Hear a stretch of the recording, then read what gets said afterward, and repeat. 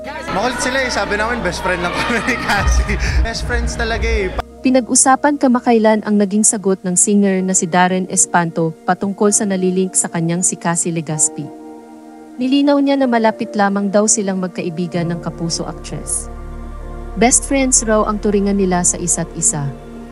Pahayag ni Darren sa panayam sa kanya ng TV Patrol noong April 8. Makulit sila eh. Sabi namin best friends lang kami ni Cassie. Best friends talaga.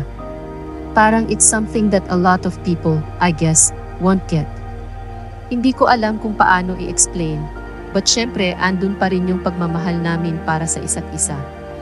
Nang sundan ito ng tanong kung maaari bang mag-level up ang samahan nila ni Cassie. Sagot ng singer ay hindi pa sa ngayon. Kinakiligan din ng ilang netizens ang maikling interaksyon ni Darren sa kapuso actress na si Jillian Ward nang mag-guest ito sa noontime show na It's Showtime. Inamin ng dalawa nang tanungin sila ni Vice Ganda na pareho silang single. Dahil dito, kinilig ang mga host at mga nasa audience dahil bagay at may chemistry umano ang dalawa. Mayroon din ilang netizens na mga nakapanood sa programa ang isiniship ang dalawang personalidad. Sa katunayan ay nagtrending pa ang kanilang pangalan sa social media app na X. Reaksyon ni Darren patungkol dito ay nagulat siya na nagtrending ang pangalan nila ni Jillian. Inamin din ng singer na nakapag-usap na sila ni Jillian at nagplaplano silang mag-collab sa mga darating na araw. Pahayag niya, nagulat din ako kasi trending yung pangalan namin ni Jillian. May mga ships na. She's very chill. Nag-uusap na kami. Nag-iisip ng collaboration in the future. Tsaka kung papayagan pwedeng tumawid.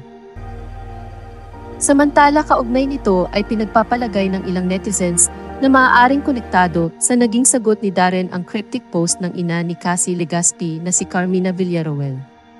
Matapos raw kasi ang lumabas na balitang single ang singer ay naglabas ng makahulugang post ang Actes TV host.